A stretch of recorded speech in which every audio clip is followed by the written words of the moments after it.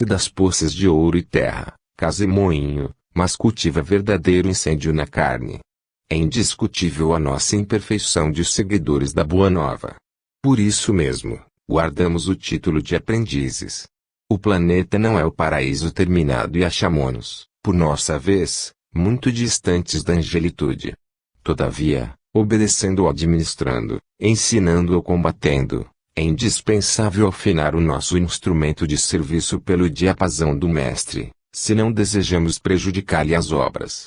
Evitemos a execução insegura, indistinta ou perturbadora, oferecendo-lhe plena boa vontade na tarefa que nos cabe, e o reino divino se manifestará mais rapidamente onde estivermos. Impedimentos. Deixemos todo impedimento e pecado que tão de perto nos rodeia e corramos com perseverança a carreira que nos está proposta. Paulo, Hebreus, 12:1. O grande apóstolo da gentilidade figura o trabalho cristão como sendo uma carreira da alma, no estádio largo da vida. Paulo, naturalmente, em recorrendo a essa imagem, pensava nos jogos gregos de sua época, e, sem nos referirmos ao entusiasmo e emulação benéfica que devem presidir semelhante esforço, recordemos somente o ato inicial dos competidores. Cada participante do prélio despia a roupagem exterior para disputar a partida com indumentária tão leve quanto possível. Assim, também, na aquisição de vida eterna, é imprescindível nos desfaçamos da indumentária asfixiante do espírito. É necessário que o coração se faça leve, alijando todo o fardo inútil. Na claridade da Boa Nova, o discípulo encontra-se à frente do Mestre, investido de obrigações santificantes para com todas as criaturas.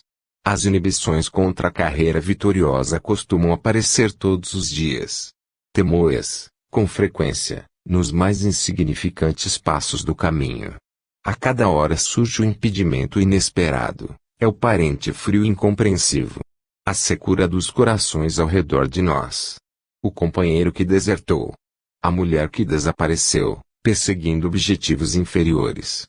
O amigo que se iludiu nas ilhas de repouso, deliberando atrasar a jornada. O cooperador que a morte levou consigo.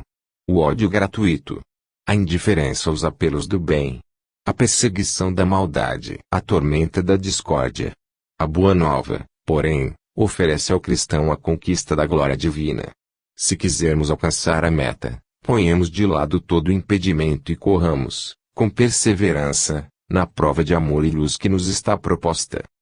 Estás doente. E a oração da fé salvará o doente, e o Senhor o levantará. Tiago, 5:15. Todas as criaturas humanas adoecem, todavia, são raros aqueles que cogitam de cura real. Se te encontras enfermo, não acredites que a ação medicamentosa, através da boca ou dos poros, te possa restaurar integralmente. O comprimido ajuda, a injeção melhora, entretanto, nunca te esqueças de que os verdadeiros males procedem do coração. A mente é a fonte criadora. A vida, pouco a pouco, plasma em torno de teus passos aquilo que desejas. De que vale a medicação exterior, se prossegues triste, acabrunhado ou insubmisso? De outras vezes, pedes o socorro de médicos humanos ou de benfeitores espirituais, mas, ao surgirem as primeiras melhoras, abandonas o remédio ou o conselho salutar e voltas aos mesmos abusos que te conduziram à enfermidade. Como regenerar a saúde, se perdes longas horas na posição da cólera ou do desânimo?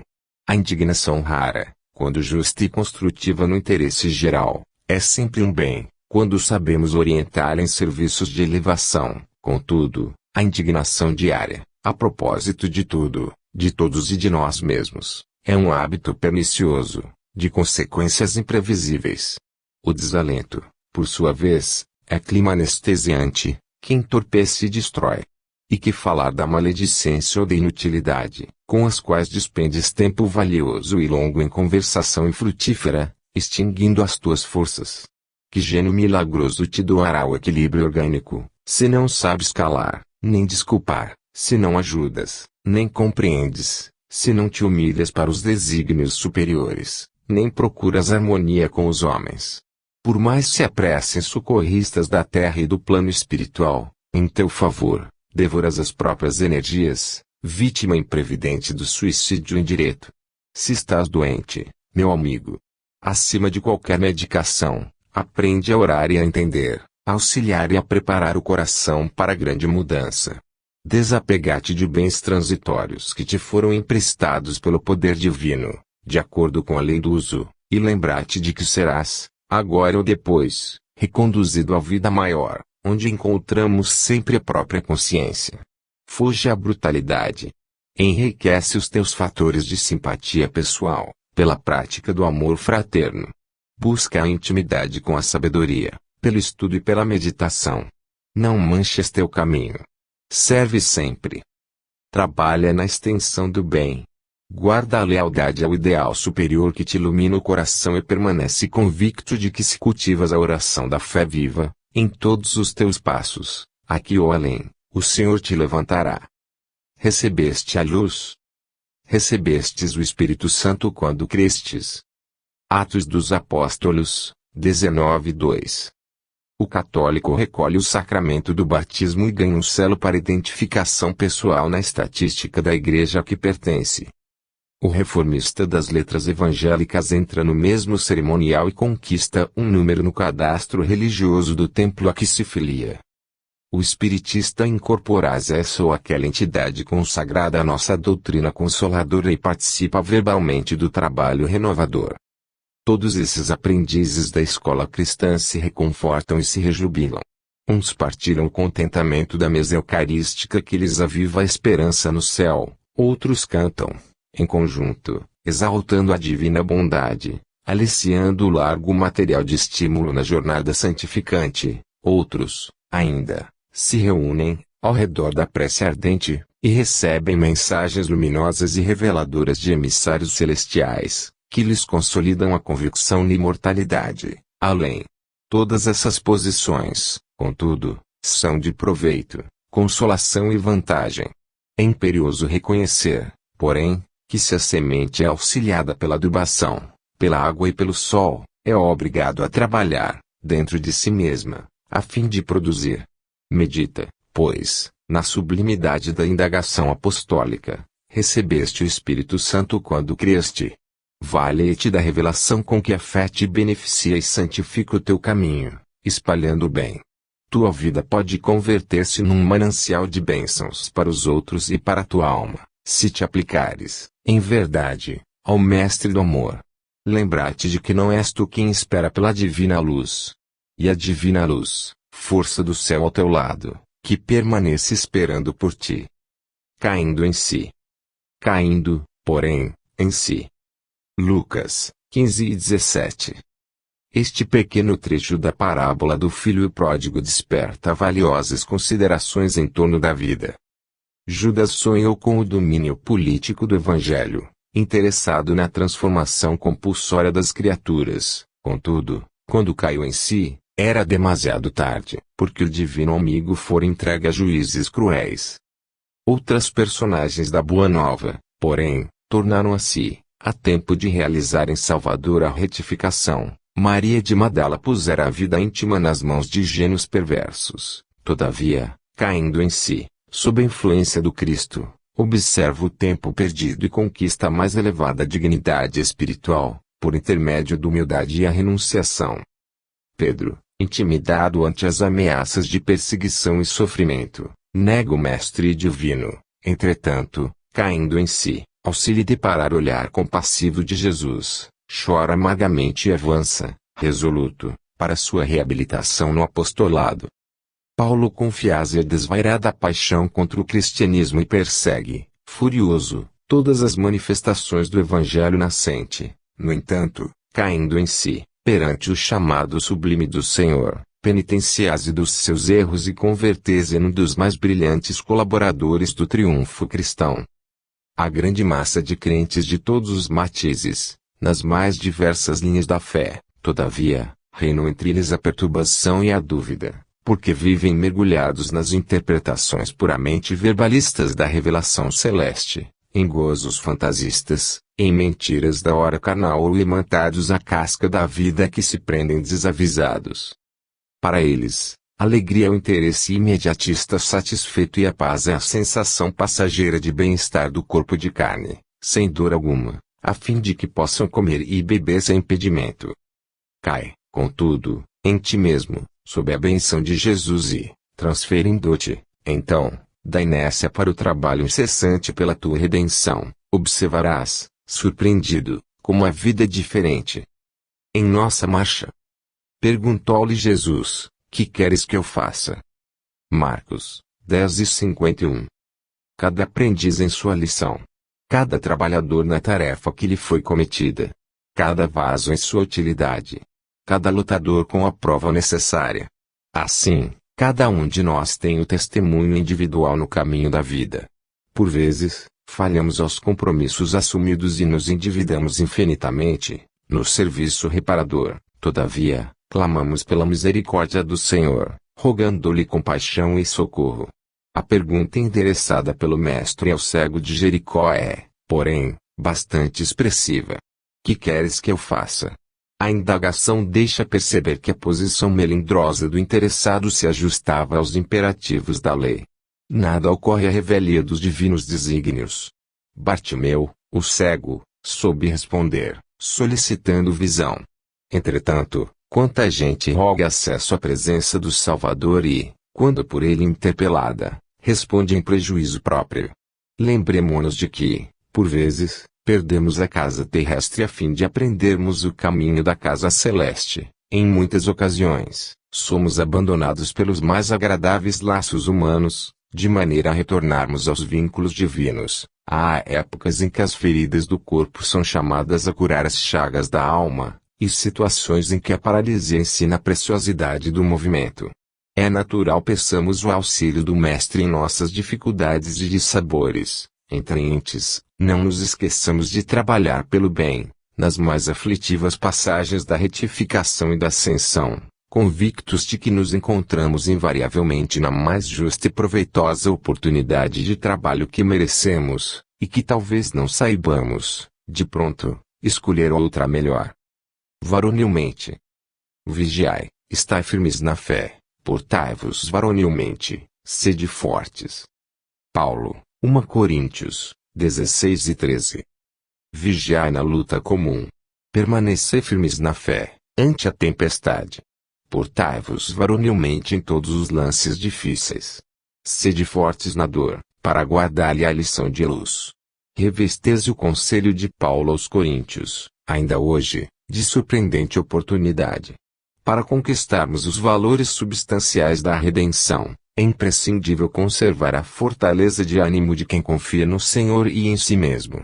Não vale a chuva de lágrimas despropositadas, ante a falta cometida. Arrepender-mo-nos de qualquer gesto maligno é dever, mas planteá-lo indefinidamente é roubar tempo ao serviço de retificação. Certo, o mal deliberado é um crime, todavia, o erro impensado é ensinamento valioso, sempre que o homem se inclina aos desígnios do Senhor.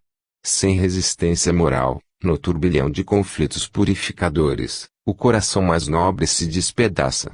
Não nos cabe, portanto, repousar no serviço de elevação. É natural que venhamos a tropeçar muitas vezes. É compreensível que nos firamos frequentemente nos espinhos da senda. Lastimável, contudo, será nossa situação toda vez que exigirmos rede macia de consolações indébitas, interrompendo a marcha para o alto. O cristão não é aprendiz de repouso falso. Discípulo de um mestre que serviu sem acepção de pessoas até a cruz, compete-lhe trabalhar na sementeira e na seara do infinito bem, vigiando, ajudando e agindo varonilmente. Problemas do amor. Ponto que vosso amor cresça cada vez mais no pleno conhecimento e em todo o discernimento. Paulo, Filipenses 1:9. O amor é a força divina do universo. É imprescindível, porém, muita vigilância para que não a desviemos da justa aplicação. Quando um homem se devota, de maneira absoluta, aos seus cofres perecíveis, essa energia, no coração dele, denomina-se avareza. Quando se atormenta, de modo exclusivo, pela defesa do que possui, julgando-se o centro da vida, no lugar em que se encontra, essa mesma força convertese nele em egoísmo, quando só vê motivos para louvar o que representa, o que sente e o que faz, como manifesto desrespeito pelos valores alheios, o sentimento que predomina em sua órbita chama-se inveja. Paulo, escrevendo à amorosa comunidade filipense, formula indicação de elevado alcance.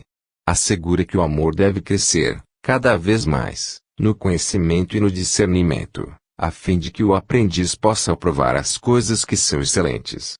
Instruamo-nos, pois, para conhecer. Eduquemo-nos para discernir. Cultura intelectual e aprimoramento moral são imperativos da vida, possibilitando-nos a manifestação do amor, no império da sublimação que nos aproxima de Deus. Atendamos ao conselho apostólico e cresçamos em valores espirituais para a eternidade, porque, muitas vezes, o nosso amor é simplesmente querer e tão somente com querer é possível desfigurar, impensadamente, os mais belos quadros da vida. Demonstrações do céu. Disseram-lhe, pois, que sinal fazes tu para que o vejamos, e creiamos em ti? João 6:30. Em todos os tempos, quando alguém na terra se refere às coisas do céu, verdadeira multidão de indagadores se adianta pedindo demonstrações objetivas das verdades anunciadas. Assim é que os médiuns modernos são constantemente assediados pelas exigências de quantos se colocam à procura da vida espiritual. Esse evidente deve dar provas daquilo que identifica. Aquele escreve em condições supranormais e é constrangido a fornecer testemunho das fontes de sua inspiração. Aquele outro materializa os desencarnados e por isso, é convocado ao teste público. Todavia, muita gente se esquece de que todas as criaturas do Senhor exteriorizam os sinais que lhes dizem respeito. O mineral é reconhecido pela utilidade. A árvore é selecionada pelos frutos. O firmamento espalha mensagens de luz. A água dá notícias do seu trabalho incessante. O ar esparge informações, sem palavras, do seu poder na manutenção da vida. E entre os homens prevalecem os mesmos imperativos. Cada irmão de luta é examinado pelas suas características. O tolo dá-se a conhecer pelas puerilidades. O entendido revela mostras de prudência. O melhor demonstra as virtudes que lhe são peculiares. Desse modo, o aprendiz do Evangelho, ao solicitar revelações do céu para a jornada da terra, não deve olvidar as necessidades de revelar-se firmemente disposto a caminhar para o céu.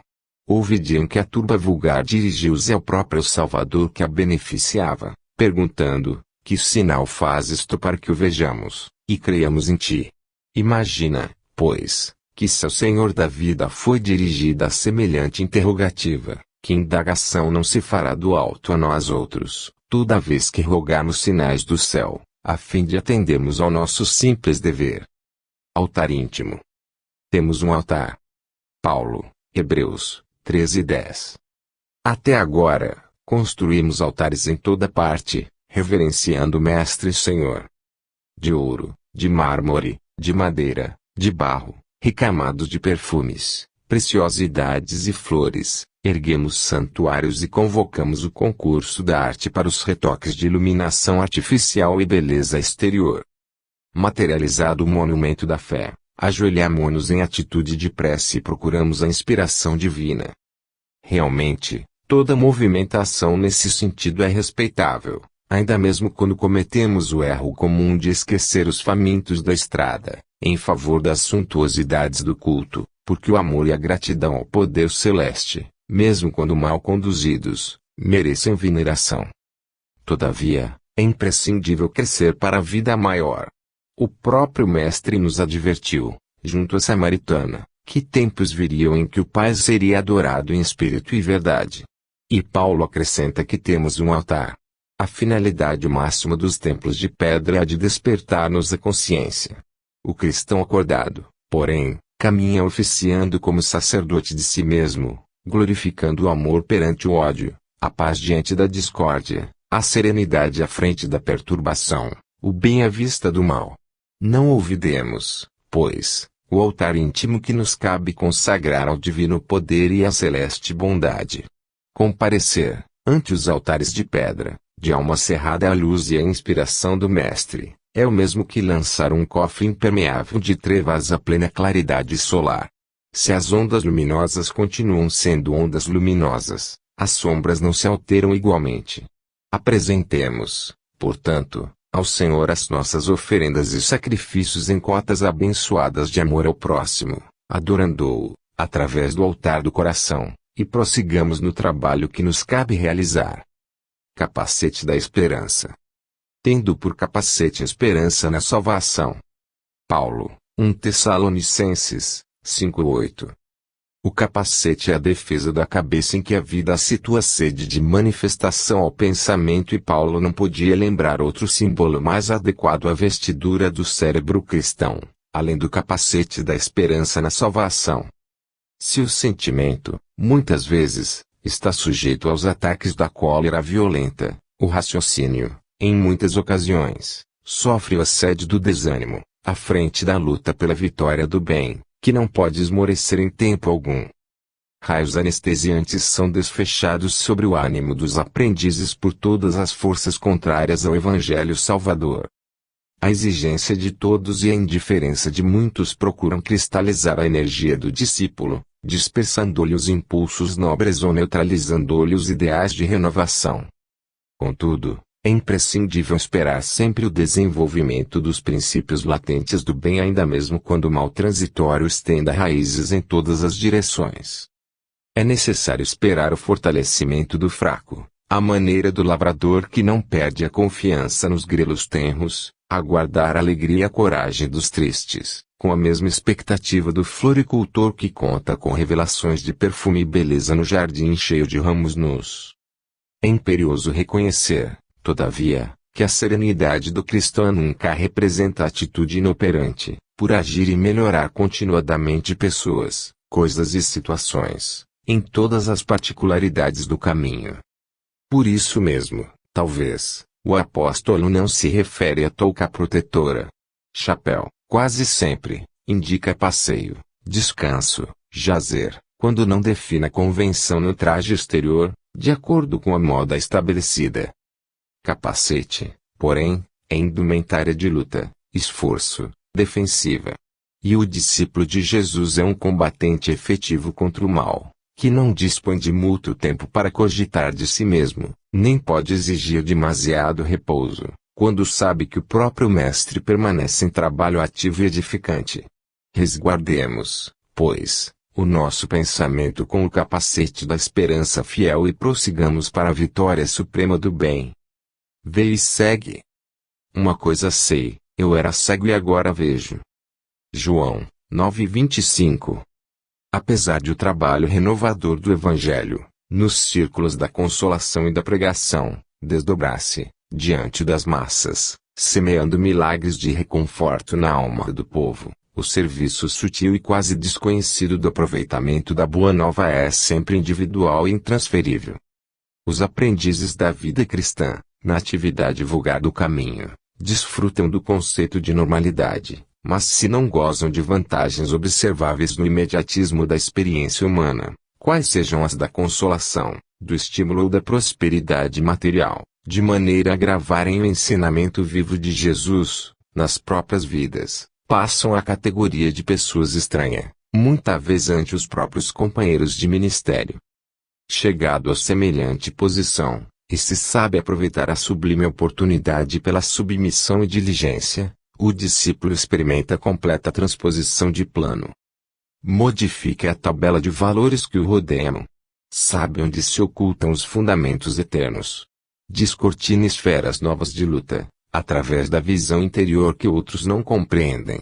Descobre diferentes motivos de elevação, por intermédio do sacrifício pessoal, e identifica fontes mais altas de incentivo ao esforço próprio.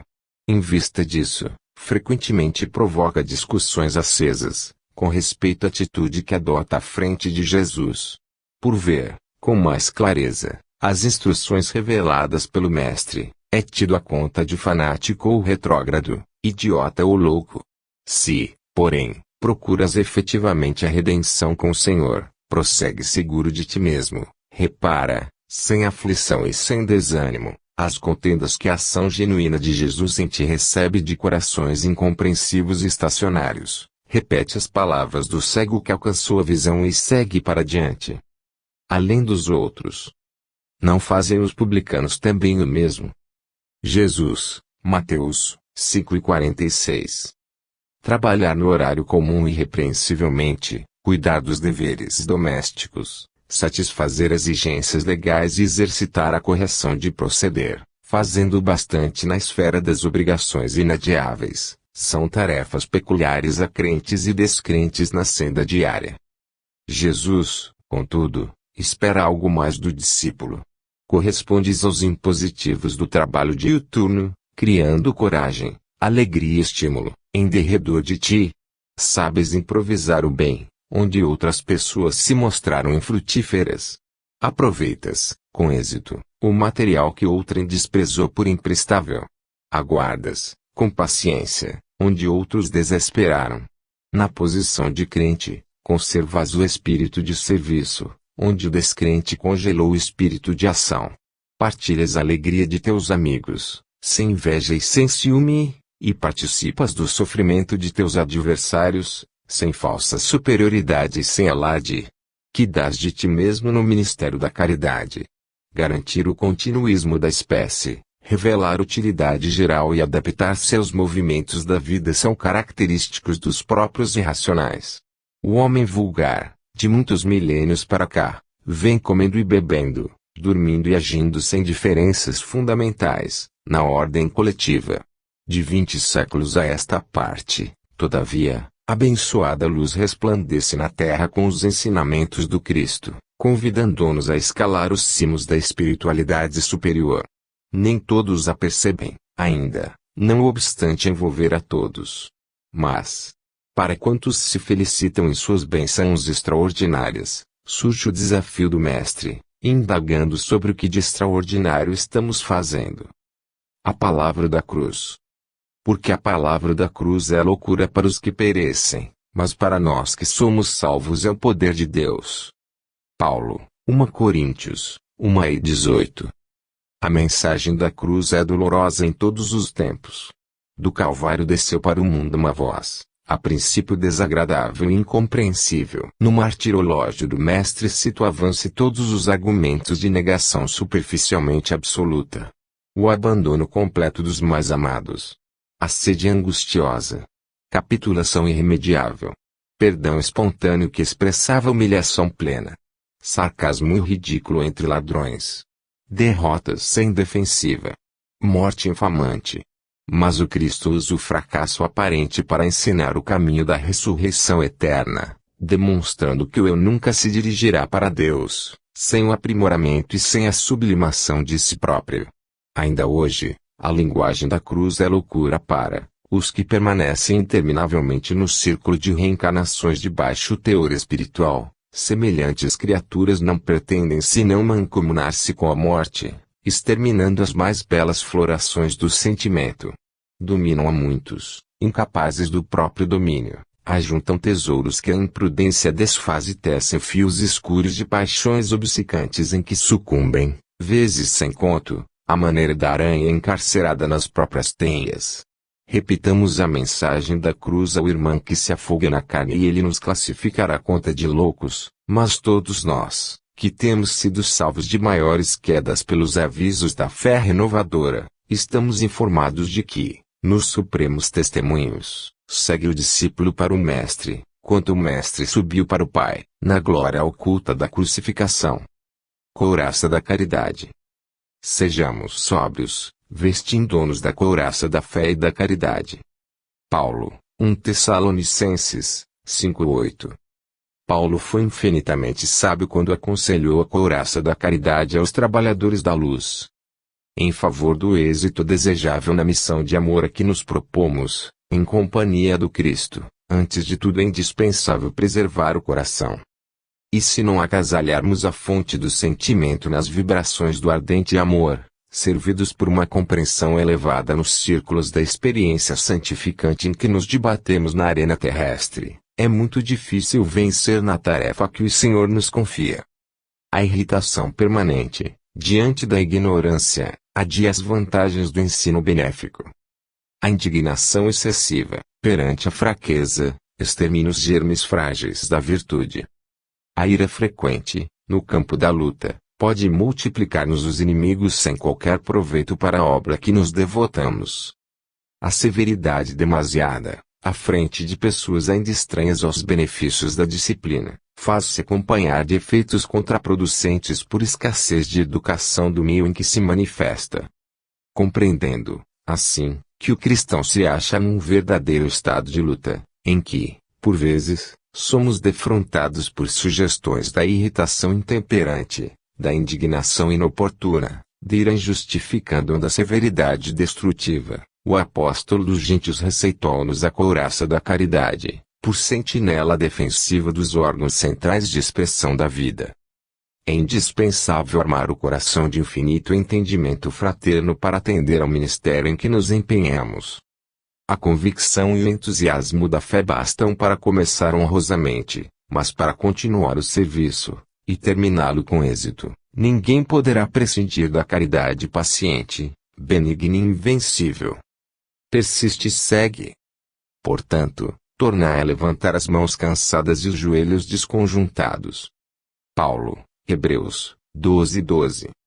O lavrador desatento quase sempre escuta as sugestões do cansaço. Interrompe o serviço, em razão da tempestade, e a inundação lhe rouba a obra começada e lhe aniquila a coragem incipiente. Descansa, em virtude dos calos que a enxada lhe ofereceu, e os vermes se incumbem de anular-lhe o serviço. Levanta as mãos, no princípio, mas não sabe tornar a levantá-las, na continuidade da tarefa, e perde a colheita. O viajor, por sua vez, quando invigilante, não sabe chegar convenientemente ao termo da jornada. Queixa-se da canícula e adormece na penumbra de ilusórios abrigos, onde inesperados gritos o surpreendem.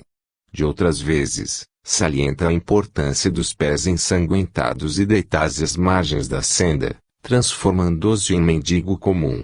Usa os joelhos sádios, não se dispondo, todavia, a mobilizá-los quando desconjuntados e feridos, e perde a alegria de alcançar a meta na ocasião prevista. Assim acontece conosco na jornada espiritual. A luta é o meio. O aprimoramento é o fim. A desilusão amarga. A dificuldade complica. A ingratidão dói. A maldade fere. Todavia, se abandonarmos o campo do coração por não sabermos levantar as mãos, de novo, no esforço persistente, os vermes do desânimo proliferarão, precipícios, no centro de nossas mais caras esperanças, e se não quisermos marchar, de joelhos desconjuntados, é possível sejamos retidos pela sombra de falsos refúgios, durante séculos consecutivos. Ausentes. Ora, Tomé, um dos 12, não estava com eles quando Jesus veio. João 20:24. Tomé, descontente, reclamando provas, por não haver testemunhado a primeira visita de Jesus, depois da morte, criou um símbolo para todos os aprendizes despreocupados das suas obrigações. Ocorreu ao discípulo ausente o que acontece a qualquer trabalhador distante do dever que lhe cabe. A edificação espiritual, com as suas bênçãos de luz, é igualmente um curso educativo. O aluno matriculado na escola, sem assiduidade às lições, apenas abusa do estabelecimento de ensino que o acolheu, porquanto a simples ficha de entrada não soluciona o problema do aproveitamento. Sem o domínio do alfabeto, não alcançará a silabação. Sem a posse das palavras, jamais chegará à ciência da frase. Prevalece idêntico processo no aprimoramento do espírito. Longe dos pequeninos deveres para com os irmãos mais próximos, como habilitar-se o homem para a recepção da graça divina. Se evita o contacto com as obrigações humildes de cada dia, como dilatar os sentimentos para ajustar-se às glórias eternas. Tomé não estava com os amigos quando o mestre veio.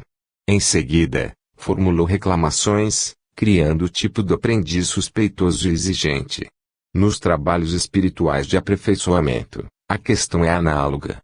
Matriculase o companheiro, na escola de vida superior, entretanto, ao invés de consagrar-se ao serviço das lições de cada dia, revelar-se apenas mero candidato a vantagens imediatas. Em geral, nunca se encontra ao lado dos demais servidores, quando Jesus vem, logo após, reclama e desespera. A lógica, no entanto, jamais abandone o caminho reto. Quem desejar a bênção divina, trabalhe pela merecer. O aprendiz ausente da aula não pode reclamar benefícios decorrentes da lição. A cortina do eu. Porque todos buscam o que é seu e não o que é do Cristo Jesus. Paulo, Filipenses 2:21. Em verdade, estudamos com Cristo a ciência divina de ligação com o Pai, mas ainda nos achamos muito distantes da genuína comunhão com os interesses divinos. Por trás da cortina do eu, conservamos lamentável cegueira diante da vida. Examinemos imparcialmente as atitudes que nos são peculiares nos próprios serviços do bem, de que somos cooperadores iniciantes, e observaremos que, mesmo aí, em assuntos da virtude, a nossa percentagem de capricho individual é invariavelmente enorme. A antiga lenda de Narciso permanece viva, em nossos mínimos gestos, em maior ou menor porção. Em tudo e em toda parte, apaixonemo-nos pela nossa própria imagem. Nos seres mais queridos, habitualmente amamos a nós mesmos, porque, se demonstram pontos de vista diferentes dos nossos, ainda mesmo quando superiores aos princípios que esposamos, instintivamente enfraquecemos a afeição que lhes consagrávamos. Nas obras do bem a que nos devotamos, estimamos, acima de tudo, os métodos e processos que se exteriorizam do nosso modo de ser e de entender, porquanto, se o serviço evolui ou se aperfeiçoa, refletindo o pensamento de outras personalidades acima da nossa, operamos, quase sem perceber, a diminuição do nosso interesse para com os trabalhos iniciados. Aceitamos a colaboração alheia, mas sentimos dificuldade para oferecer o concurso que nos compete. Se nos achamos em posição superior, doamos com alegria uma fortuna ao irmão necessitado que segue conosco em condição de subalternidade, a fim de contemplarmos com volúpia as nossas qualidades nobres no reconhecimento de longo curso a que se sente constrangido, mas raramente concedemos um sorriso de boa vontade ao companheiro mais abastado ou mais forte, posto pelos desígnios divinos à nossa frente. Em todos os passos da luta humana, encontramos a virtude rodeada de vícios e o conhecimento dignificante quase sufocado pelos espinhos da ignorância, porque, infelizmente, cada um de nós, de modo geral, vive à procura do eu mesmo.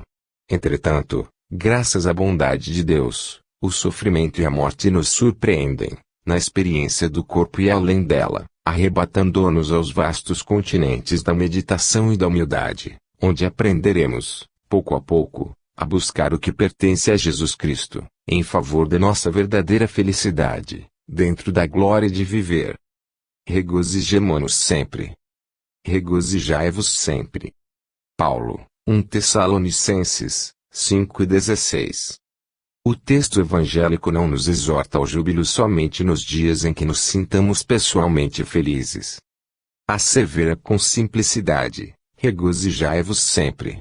Nada existe no mundo que não possa transformar-se em respeitável motivo de trabalho, alegria e santificação. E a própria natureza, cada dia, exibe expressivos ensinamentos nesse particular. Depois da tempestade que arranca raízes, mutila árvores, destrói ninhos e enlameia estradas, a sementeira reaparece, o tronco deita vergonhas novas, as aves refazem os lares suspensos e o caminho se coroa de sol. Somente o homem, herói da inteligência, guarda consigo a carantonha do pessimismo, por tempo indeterminado, qual se fora gênio irado e desiludido, interessado em destruir o que lhe não pertence. A ausência continuada de esperanças e de alegria na alma significa a evolução deficitária. Por toda parte, há convites à edificação e ao aprimoramento, desafiando-nos a ação no engrandecimento comum. Ninguém é tão infeliz que não possa produzir alguns pensamentos de bondade, nem tão pobre que não possa distribuir alguns sorrisos e boas palavras com seus companheiros na luta cotidiana. Tristeza de todo instante é ferrugem nas engrenagens da alma. Lamentação contumaz é ociosidade ou resistência destrutiva. É necessário acordar o coração e atender dignamente a parte que nos compete no drama evolutivo da vida, sem ódio, sem queixa, sem desânimo. A experiência é o que é. Nossos companheiros são o que são. Cada qual de nós recebe o que é de luta imprescindível ao aprendizado que devemos realizar. Ninguém está deserdado de oportunidades, em favor da sua melhoria. A grande questão é obedecer a Deus, amando-o, e servir ao próximo de boa vontade. Quem solucionou semelhante problema, dentro de si mesmo, sabe que todas as criaturas e situações da senda são mensagens vivas em que podemos recolher as bênçãos do amor e da sabedoria, se aceitamos a lição que o Senhor nos oferece. Nesse sentido, pois, não nos esqueçamos de que Paulo, o intimorato batalhador do Evangelho, sob tormentas de preocupações, encontrou recurso em si mesmo para dizer aos irmãos de luta: regozijai-vos sempre. Esperar e alcançar. E assim, esperando com paciência, alcançou a promessa. Paulo, Hebreus 6:15. A esperança de atingir a paz divina, com felicidade inalterável, vibra em todas as criaturas. O anseio dos patriarcas da antiguidade é análogo ao dos homens modernos. O lar coroado de bênçãos. O dever bem cumprido. A consciência edificada. O ideal superior convenientemente atendido. O trabalho vitorioso. A colheita feliz. As aspirações da alma são sempre as mesmas em toda parte. Contudo, esperar significa persistir sem cansaço, e alcançar expressa triunfar definitivamente. Entre o objetivo e a meta, faz-se imperativo o esforço constante e inadiável. Esperança não é inação. E paciência traduz obstinação pacífica na obra que nos propomos realizar. Se pretendes materializar os teus propósitos com Cristo, guarda a fórmula da paciência como a única porta aberta para a vitória. Há sofrimento em teus sonhos torturados. Incompreensão de muitos em derredor de teus desejos. A ingratidão e a dor te visitam o espírito. Não chores perdendo os minutos, nem maldigas a dificuldade. Guarda as surpresas do tempo, agindo sem precipitação. Se cada noite é nova sombra, cada dia é nova luz. Lembra-te de que nem todas as águas se acham no mesmo nível e nem todas as árvores são iguais no tamanho, no crescimento ou na espécie. Recorda as palavras do apóstolo dos gentios. Esperando com paciência, alcançaremos a promessa. Não te esqueças de que o êxito seguro não é de quem o assalta, mas sim daquele que sabe agir, perseverar e esperar por ele. Diante da multidão. E Jesus, vendo a multidão, subiu a um monte. Mateus 5:1. O procedimento dos homens cultos para com o povo experimentará elevação crescente à medida que o Evangelho se estenda nos corações. Infelizmente, até agora, raramente a multidão tem encontrado, por parte das grandes personalidades humanas, o tratamento a que fez jus. Muitos sobem a monte da autoridade da fortuna, da inteligência e do poder, mas simplesmente para humilhá-la ou esquecê-la depois. Sacerdotes inúmeros enriquecem-se de saber e buscam subjugá-la a seu talante. Políticos astuciosos exploram-lhe as paixões em proveito próprio. Tiranos disfarçados em condutores envenenam-lhe a alma e arrojam-na ao despenhadeiro da destruição, à maneira dos algozes de rebanho que apartam as reses para o matadouro. Juízes menos preparados para a dignidade das funções que exercem, confundem-lhe o raciocínio. Administradores menos escrupulosos arregimentam-lhe as expressões numéricas para a criação de efeitos contrários ao progresso. Em todos os tempos, vemos o trabalho dos legítimos missionários do bem prejudicado pela ignorância que estabelece perturbações e espantalhos para a massa popular. Entretanto, para a comunidade dos aprendizes do Evangelho, em qualquer clima da fé, o padrão de Jesus brilha soberano. Vendo a multidão, o Mestre sobe a um monte e começa a ensinar. É imprescindível empenhar as nossas energias, a serviço da educação. Ajudemos o povo a pensar, a crescer e aprimorar-se. Auxiliar a todos para que todos se beneficiem e se elevem, tanto quanto nós desejamos melhoria e prosperidade para nós mesmos, constitui para nós a felicidade real e indiscutível. Ao leste e ao oeste, ao norte e ao sul da nossa individualidade, Movimentam-se milhares de criaturas, em posição inferior à nossa. Estendamos os braços, alonguemos o coração e irradiemos entendimento, fraternidade e simpatia, ajudando-os sem condições. Quando o cristão pronuncia sagradas palavras Pai Nosso, está reconhecendo não somente a paternidade de Deus, mas aceitando também por sua família a humanidade inteira. Sois a luz. Vós sois a luz do mundo. Jesus, Mateus 5:14. Quando Cristo designou os seus discípulos, como sendo a luz do mundo, assinalou-lhes tremenda responsabilidade na terra. A missão da luz é clarear caminhos, varrer sombras e salvar vidas, missão essa que se desenvolve, invariavelmente, à custa do combustível que lhes serve de base. A chama da candeia gasta o óleo do pavio. A iluminação elétrica consome a força da usina. E a claridade, seja do sol ou do candelabro, é sempre mensagem de segurança e discernimento, reconforto e alegria, tranquilizando aqueles em torno dos quais resplandece. Se nos compenetramos, pois, da lição do Cristo, interessados em acompanhá-lo, é indispensável a nossa disposição de doar as nossas forças na atividade incessante do bem, para que a Boa Nova brilhe na senda de redenção para todos. Cristão sem espírito de sacrifício é lâmpada morta no santuário do Evangelho. Busquemos o Senhor, oferecendo aos outros o melhor de nós mesmos. Sigamo-lo, auxiliando indistintamente. Não nos detenhamos em conflitos ou perquisições sem proveito. Vós sois a luz do mundo, exortou-nos o Mestre traço, e a luz não argumenta, mas sim esclarece e socorre, ajuda e ilumina. Servamos ao bem. A luz resplandece nas trevas. João 1:5. Não te aflijas porque estejas aparentemente só no serviço do bem. Jesus era sozinho, antes de reunir os companheiros para o serviço apostólico. Sozinho, à frente do mundo vasto, à maneira de um lavrador, sem instrumentos de trabalho, diante da selva imensa. Nem por isso o cristianismo deixou de surgir por templo vivo do amor, ainda hoje em construção na terra, para a felicidade humana. Jesus, porém, não obstante conhecer a força da verdade que trazia consigo, não se prevaleceu da sua superioridade para humilhar ou ferir. Acima de todas as preocupações, buscou invariavelmente o bem, através de todas as situações e em todas as criaturas. Não perdeu tempo em reprovações descabidas. Não se confiou a polêmicas inúteis. Instituiu o reinado salvador de que se fizera mensageiro. Servindo e amando, ajudando sempre e alicerçando cada ensinamento com a sua própria exemplificação. Continuemos, pois, em nossa marcha regenerativa para frente, ainda mesmo quando nos sintamos a sós.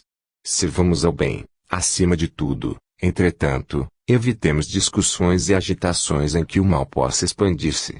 Fuja a sombra ao fulgor da luz. Não nos esqueçamos de que milhares de quilômetros de treva, no seio da noite, não conseguem apagar alguns milímetros da chama brilhante de uma vela, contudo, basta um leve sopro de vento para extingui-la. Renovemo-nos dia a dia. Transformai-vos pela renovação de vossa mente, para que proveis qual é a boa, agradável e perfeita vontade de Deus. Paulo, Romanos 12:2. Não adianta a transformação aparente da nossa personalidade na feição exterior. Mais títulos, mais recursos financeiros, mais possibilidades de conforto e maiores considerações sociais podem ser simples agravo de responsabilidade. Renovemo-nos por dentro. É preciso avançar no conhecimento superior, ainda mesmo que a marcha nos custe suor e lágrimas. Aceitar os problemas do mundo e superá-los, a força de nosso trabalho e de nossa serenidade, é a fórmula justa de aquisição do discernimento. Dor e sacrifício, aflição e amargura, são processos de sublimação que o mundo maior nos oferece, a fim de que a nossa visão espiritual seja acrescentada. Facilidades materiais costumam estagnar-nos a mente, quando não sabemos vencer os perigos fascinantes das vantagens terrestres. Renovemos nossa alma, dia a dia, estudando as lições dos vanguardeiros do progresso e vivendo a nossa existência sob a inspiração do serviço incessante. Apliquemo-nos à construção da vida equilibrada, onde estivermos, mas não nos esqueçamos de que somente pela execução de nossos deveres, na concretização do bem, alcançaremos a compreensão da vida, e, com ela, o conhecimento da perfeita vontade de Deus, a nosso respeito. Um pouco de fermento. Não sabeis que um pouco de fermento leva a vida à massa toda? Paulo, 1 Coríntios, 5, 6. Ninguém vive só. Nossa alma é sempre o núcleo de influência para os demais. Nossos atos possuem linguagem positiva. Nossas palavras atuam à distância. Achamo-nos magneticamente associados uns aos outros. Ações e reações caracterizam-nos a marcha. É preciso saber, portanto, que espécie de forças projetamos naqueles que nos cercam. Nossa conduta é um livro aberto. Quantos de nossos gestos insignificantes alcançam o próximo, gerando inesperadas resoluções? Quantas frases, aparentemente inexpressivas, arrojadas de nossa boca, estabelecem grandes acontecimentos? Cada dia, emitimos sugestões para o bem ou para o mal. Dirigentes arrastam dirigidos. Servos inspiram administradores. Qual é o caminho que a nossa atitude está indicando? Um pouco de fermento leveda a massa toda. Não dispomos de recursos para analisar a extensão de nossa influência, mas podemos examinar-lhe a qualidade essencial. Acautelate, pois, com o alimento invisível que forneces às vidas que te rodeiam. Desdobraze-nos o destino em correntes de fluxo e refluxo. As forças que hoje se exteriorizam de nossa atividade voltarão ao centro de nossa atividade, amanhã. A exemplo do Cristo. Ele bem sabia o que havia no homem. João 2:25. Sim, Jesus não ignorava o que existia no homem, mas nunca se deixou impressionar negativamente. Sabia que a usura morava com Zaqueu, contudo, trouxe-o da sovinice para a benemerência. Não desconhecia que Madalena era possuída pelos gênios do mal, entretanto, renovou-a para o amor puro. Reconheceu a vaidade intelectual de Nicodemos, mas deu-lhe novas concepções da grandeza e da excelsitude da vida. Identificou a fraqueza de Simão Pedro, todavia, pouco a pouco instala no coração do discípulo a fortaleza espiritual que faria dele o sustentáculo do cristianismo nascente. Vê as dúvidas de Tomé, sem desampará-lo. Conhece a sombra que habita em Judas, sem negar-lhe o culto da afeição. Jesus preocupou-se, acima de tudo, em proporcionar a cada alma uma visão mais ampla da vida e em quinhoar cada espírito com eficientes recursos de renovação para o bem. Não condenes, pois, o próximo porque nele observes a inferioridade e a imperfeição. A exemplo do Cristo, ajuda quanto possas. O amigo divino sabe o que existe em nós. Ele não desconhece a nossa pesada e escura bagagem do pretérito, nas dificuldades do nosso presente, recheado de hesitações e de erros, mas nem por isso deixe de estender-nos amorosamente as mãos. Vigiemos e oremos. Vigiai e orai, para não cairdes em tentação. Jesus, Mateus 26:41. As mais terríveis tentações decorrem do fundo sombrio de nossa individualidade, assim como o lodo, mais intenso, capaz de tisnar o lago, procede do seu próprio seio. Renascemos na terra com as forças desequilibradas do nosso pretérito para as tarefas do reajuste. Nas raízes de nossas tendências, encontramos as mais vivas sugestões de inferioridade. Nas íntimas relações com os nossos parentes, somos surpreendidos pelos mais fortes motivos de discórdia e luta.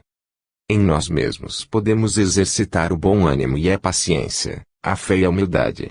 Em contato com os afetos mais próximos, temos copioso material de aprendizado para fixar em nossa vida os valores da boa vontade, do perdão, da fraternidade pura e do bem incessante. Não te proponhas desse modo, atravessar o mundo, sem tentações. Elas nascem contigo, assomam de ti mesmo e alimentam-se de ti, quando não as combates dedicadamente, qual o lavrador sempre disposto a cooperar com a terra da qual precisa extrair as boas sementes. Caminhar do berço ao túmulo sob as marteladas da tentação, É natural. Afrontar obstáculos, sofrer provações, tolerar antipatias gratuitas e atravessar tormentas de lágrimas são vicissitudes lógicas da experiência humana. Entretanto, lembremo-nos do ensinamento do Mestre, vigiando e orando para não sucumbirmos às tentações, de vez que mais vale chorar sobre os aguilhões da resistência que sorrir sob os narcóticos da queda. Fortaleçamo-nos.